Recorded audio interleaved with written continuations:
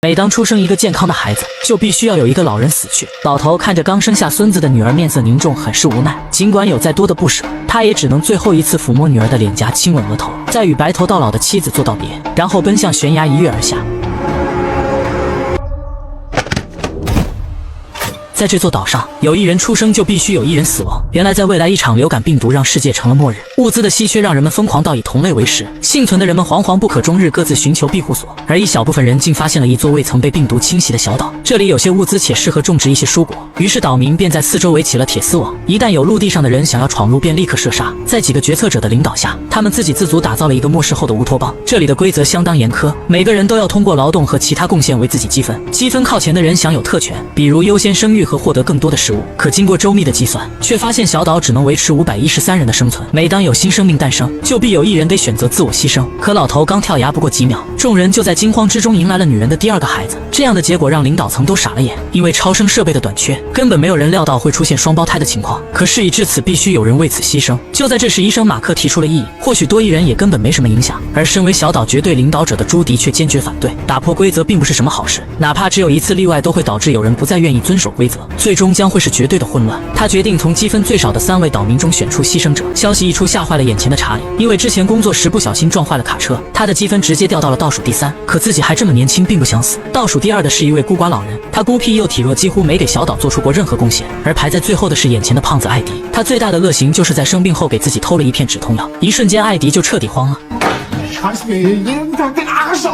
他甚至幻想那位母亲能伟大一些，放弃一个孩子。可妻子劝他清醒一点，这般境地之下，人人只求自保，事不关己，没人会帮他说话。果然，在隔天的岛民公投环节，艾迪毫无意外被大多数岛民举手同意牺牲。可就在领导者朱迪宣布结果时，艾迪的妻子丽莎却愤愤起身。而亨利正是掌权者朱迪的儿子，仗着母亲的权势，他一向嚣张跋扈，甚至常常以一小瓶罐头来强迫岛上的富人们。而朱迪对儿子的所作所为全都知晓，却从未说过什么。此话一出，直接让岛民们全都炸了。朱迪本想强制结束丽莎的揭发，却不想有更多的女人站出来替丽莎作证，眼看就要乱成一团。一旁的马克开了口。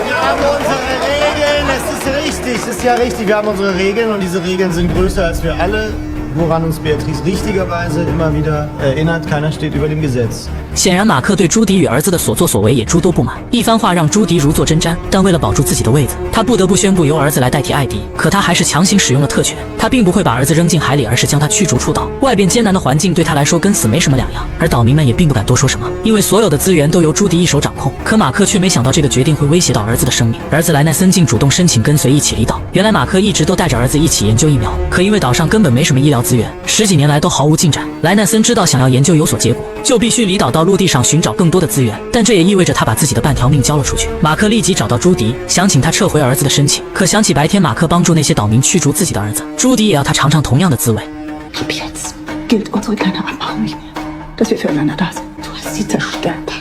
这两人之间似乎有什么不为人知的秘密。隔天一早，莱奈森就跟随士兵们上了船，亨利被就近扔在了一处码头。此时亨利才开始慌了，恳求士兵不要把自己扔下，他可以拿出他妈妈库存的秘密物资以作交换，并保证士兵一生的富贵。可回应他的只有一颗打在脚下的子弹，亨利这才拼命的逃。此刻没人会想到，在不久后他会威胁到所有岛民的生命。而士兵们还有更重要的任务，在叮嘱好莱奈森待在原地后，士兵们带着2箱物资上了岸。原来末世存活下来的并非只有他们的岛民，一个叫伯爵的男人掌控着陆地，在把2箱新鲜的食物交给对方后，伯爵交出2箱神秘的物资和一小瓶过期的疫苗。而黑妹只是执行任务，并没有多问什么。可就在他们打算回船的路上，突然窜出来一个老头，扑倒了最后的士兵。显然这个最胖的士兵成了他相中的食物，士兵拼命挣扎。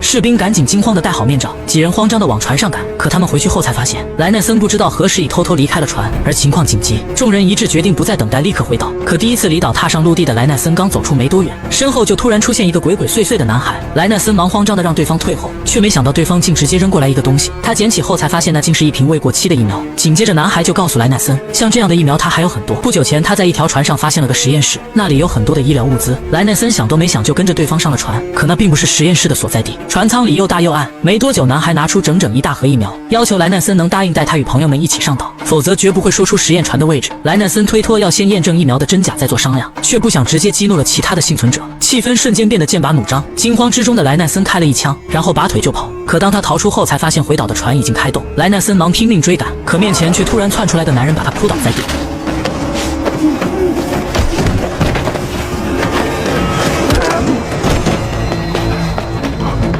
好在在船离港的最后一刻，莱奈森一跃跳上了船，可队长黑妹看着他却是满脸的恐惧。莱奈森顺着目光才发现自己的防护服不知道何时被撕开了个大口，还没反应过来，那个有疫苗的男孩竟追了过来。他掏出2瓶疫苗，恳请莱奈森能带自己走，可却被担心感染的黑妹一枪射进了海里，紧接着便警告莱奈森不要再往前走。莱奈森有些委屈。可他的话还没说完，就被一针麻醉打进了胳膊。在失去意识前，莱奈森掏出藏在胸口的疫苗，紧紧攥在手里。当他在有意识后，已经回到了岛上。在一番消毒之后，他与那个被脱掉面罩的士兵一起被锁进了观察室。顾不得许多，他赶紧告诉父亲实验船的事。可马克并没有那么兴奋，因为以往他们见过无数这样的药品，可大多时候里边装的都不过是水而已。此刻他最关心的是儿子是否感染，这瞬间让莱奈森有些失落。而马克只是自顾给儿子抽了一管血。就在这时，那名士兵也被送了过来，显然对方的状况并不太好，他已经感到浑身乏力，并不停地咳嗽。马克忙让对方脱下上衣，果然他的后背已经出现了一片皮疹，而那正是感染的征兆。一瞬间连空气都凝固了，这是岛上第一次发生这样的状况。马克没敢耽搁，赶紧对儿子拿回来的疫苗进行了化验，发现那疫苗竟然是真的。现在他们需要查明陆地上是否还有更多。乔纳森立刻要求由他出去继续寻找，因为男孩已经被击毙，而只有他知道如何找到他们，可却被父亲一口回绝。随后他立即报告给了朱迪，可朱迪对此并不感兴趣。此刻他最担心的是不要让岛民知道士兵被感染的消息而引起骚乱，他要做些什么来分散人们的注意力。这么精彩的剧情当然要有女朋友一起看，找对象就来真的上牵手，主打高学历高质量，全面信息多重审核，假人秒封。找对象掌握选择权，在欣赏你的人里面挑你喜欢的，找对象就用牵手。临走前还不忘叮嘱马克 Ach, und noch was, kümmere dich um Heinz, gib ihm eins von deinen Fake-Mittelchen, das kannst du doch am besten. Und kein Wort über seinen Krankheitsverlauf. 而马克竟真的如朱迪所说的，他什么都没有跟海因说，给他注射了一些东西，并告诉他那是新的解药。可在做完这一切后，他还是匆匆找到自己的助手。Was willst du? Deine Hilfe bei meiner Forschung. 可这话一出，却只换来助手的嘲讽。原来10几年来，马克都从未让助手进过实验室，也从不肯教他任何有用的东西。他无非是担心助手会后来居上，撼动自己在岛上的地位。而此刻的助手也傲娇起来。Ich will, dass du mich bittest.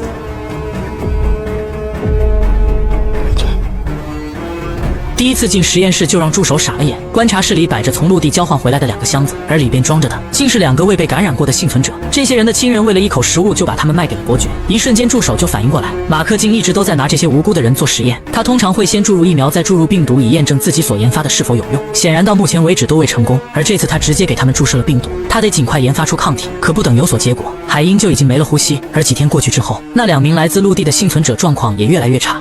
Wie lange willst du das noch weitermachen? Ich will Gegenmittel haben. Aber uns läuft die Zeit davon. 一句话瞬间让助手起了疑心。Uns läuft die Zeit davon?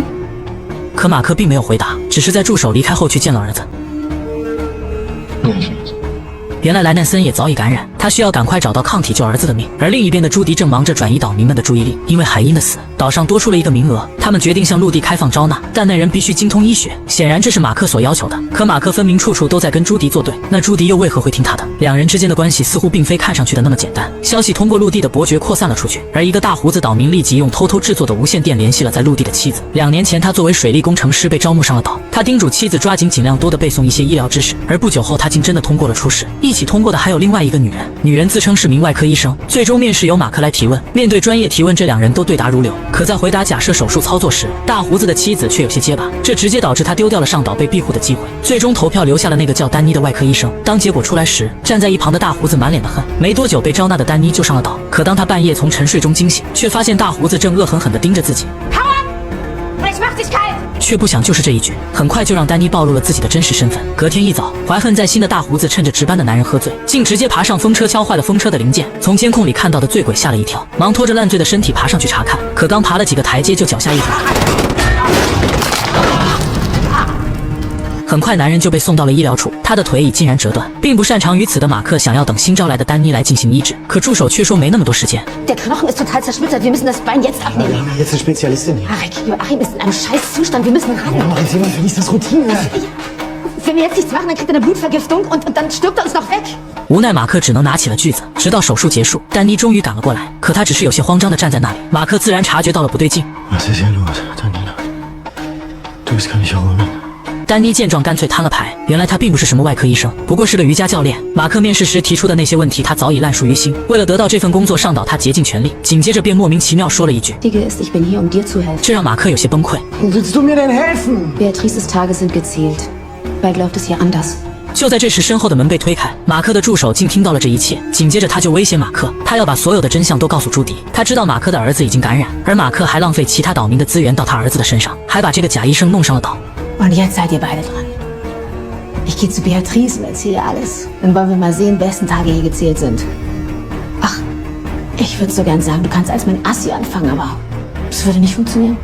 却不想话刚说完，就被丹妮直接推到了门上。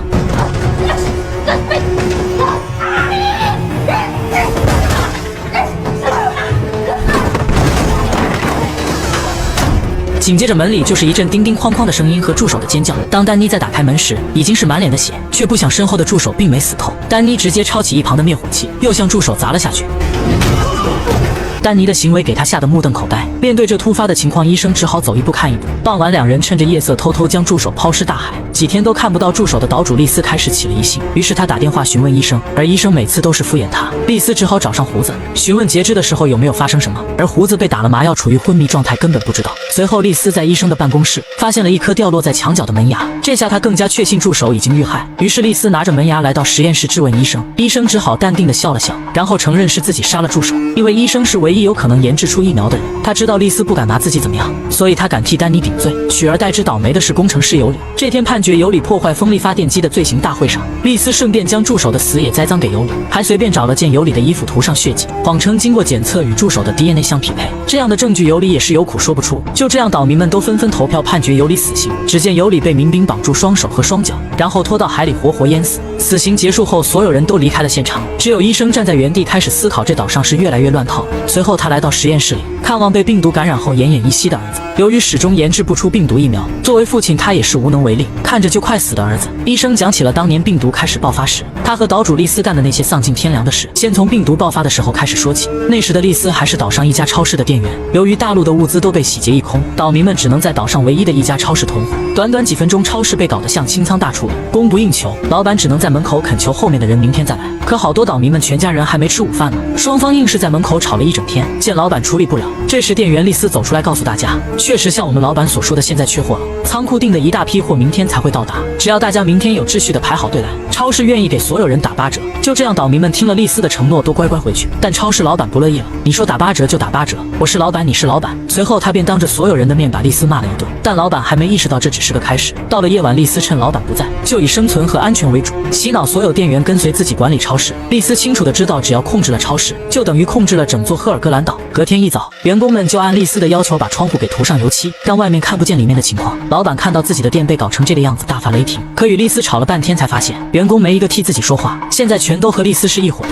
老板敢怒不敢言，只能按丽丝的方式去经营。等岛民们排好队来到超市时，丽丝为了控制岛民，却告诉大家只能购买当天的用量，并且只能写出一张清单，然后等待超市人员送货上门。如果有人敢闯入超市，会开枪射击。丽丝还故意把店里搞得漆黑，让店员手里的木棍看着像一把枪，这给所有人吓得只好回去等待送货上门。不过这引起了一些岛民们不满。夜晚，丽丝就发现有几个持枪的人埋伏在超市外面，而丽丝却不将此事告诉给老板。等老板准备离开超市回家时，就被这群年轻人给挟持。劫匪们不想伤害任何人，只想要超市里的物资。情况危急，老板怒吼着让丽丝开门放劫匪进去，而丽丝却让劫匪们稍等一会。他跑到员工面前告诉他们现在的情况：第一，放劫匪进来就会失去很多物资，也有可能超市会被劫匪占领；第二，我们与劫匪殊死抵抗，但可能会失去老板。于是投票这个规矩就在这里诞生了。没想到全票都是与劫匪抵抗，放弃老板。不料劫匪得知这一结果后，当场气得不小心走火打死了老板。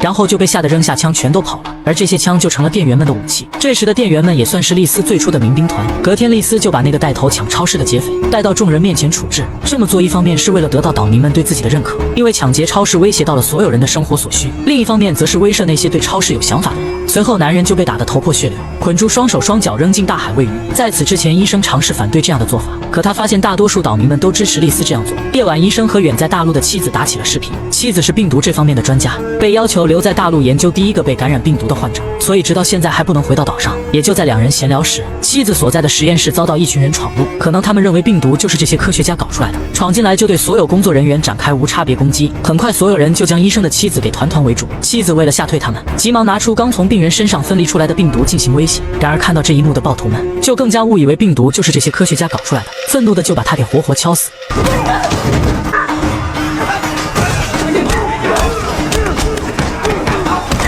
就连所有设备和重要的资料都被暴徒们摧毁。医生无奈地在岛上看着妻子死去，他着急地想去救妻子，可回过神来才意识到妻子已经被打死，去了也改变不了什么。而丽丝这边开始了他统治赫尔格兰岛的计划。这天，他找到岛上的一名兽医，聊天中他看到日历上一家酒店的房间数为513，于是他随口编造了现在岛上只够513人生存。他想让兽医帮助他将多余的人赶去大陆。兽医一开始并不答应，而且还想把他的计划告状给所有人。可就在这时，丽丝拿出一瓶胰岛素，告诉兽医只要答应了他可以一直提供。而兽医因为患有疾病需要这种药维持，最终为了活命还是答应了丽丝。隔天两人就来到海边，从那些大陆飘过来的感染者身上提取血液，然后去打给那些岛上独居的岛民们。两人向他们谎称这是最新研制出来抵御病毒的药。这个男人比较信任兽医，也就相信了。不久后，男人就病毒发作了。出现病毒的是传遍整座岛后，丽丝和兽医便开始了下一步。两人找到岛上唯一的医生，忽悠他去给岛上的所有人做检测是否染上了病毒。因为让医生去检测的话，岛上的人对检测结果更加不会有疑心。而医生觉得这是自己力所能及的事，也没有多想。于是三人就挨家挨户的给每个人都抽了一管血。做完这些后，就到了最后一步。丽丝直接将那些对他有意见和一些在岛上有影响力的人全都标记了被感染。当医生看了被感染者的名单后，才发现被标记的人基本都是丽丝的死对头。丽丝为了不让医生说出去，谎称现在的物资只够513人生存，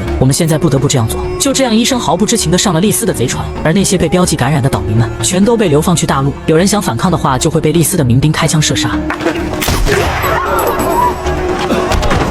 医生看着这些被自己亲手送去大陆的人说道，等研制出疫苗那天，一定将丽丝绳之以法。这一切就是医生看着即将死去的儿子说的话。因为莱纳一直很崇拜父亲，而医生想在莱纳临死前让他知道，其实父亲没那么伟大，也曾经害死了很多人，你的死比父亲还伟大。接着莱纳说出最后一句话便去世了。Ich liebe dich, Papa. Ich liebe dich im Leben.